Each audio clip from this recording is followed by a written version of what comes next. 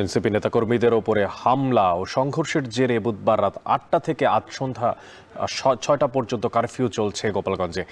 সেখানে আছেন সহকর্মী আজহার লিমন। জানবো সকালের কারফিউর পরিস্থিতি তার কাছ থেকে। লিমন, আপনার মাধ্যমে জানতে চাই, আপনি তো আছেন এখন গোপালগঞ্জে, তো কারফিউয়ের শহরের পরিস্থিতি এই মুহূর্তে সকালের পরিস্থিতিটা কেমন দেখতে পাচ্ছেন, আর ধরপাকড় বা তল্লাশি চলছে কিনা এখন পর্যন্ত জানতে চাই আপনার মাধ্যমে।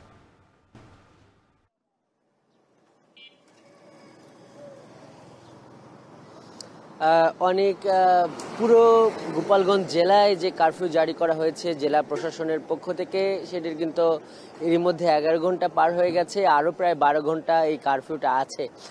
কিন্তু আমরা দেখছি যে পুরো শহর জুড়ে, আমরা তো একদম এই গোপালগঞ্জ শহরের বাইরের অন্যান্য যে থানাগুলো, কাশিয়ানী, তারপর টুঙ্গিপাড়া, কোটালীপাড়া, এর খোঁজখবরও নিয়েছি। যেটি আমরা বলতে পারি যে কারফিউ চলছে, কিন্তু এক ধরনের ঢিলেঢালা কারফিউ চলছে। আমি কয়েকটি থানায় খোঁজ নিলাম। এই কারফিউতে বা একটা বড় যে ঘটনা ঘটেছে তার প্রেক্ষিতে মানে যেটা মনে করা হয়েছিল যে গ্রেপ্তার অভিযান বা এই ধরনের, নতুন করে এখন পর্যন্ত থানা থেকে আমাকে গ্রেপ্তারের সংখ্যা জানাতে পারেনি। কয়েকটি থানা জানিয়েছে যে তাদের হাতে কোনো গ্রেপ্তার নেই। এই ধরনের তথ্যগুলোই আমরা পাচ্ছি।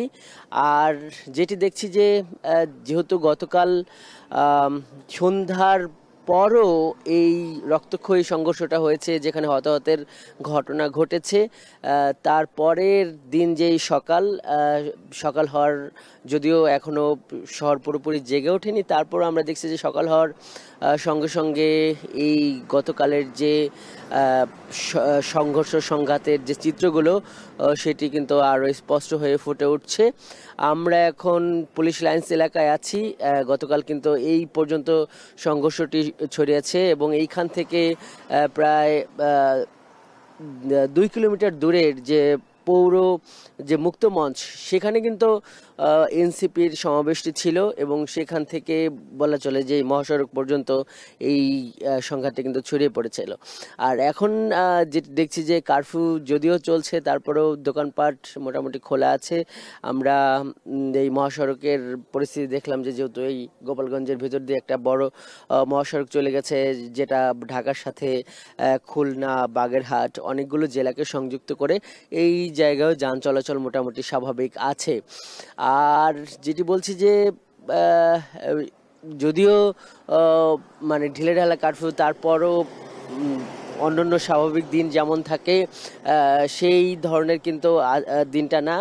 সেই জায়গায় দেখছি যে মানুষজনের মধ্যে একটা ভয়, একটা উত্তেজনা বা উদ্বেগ আছে।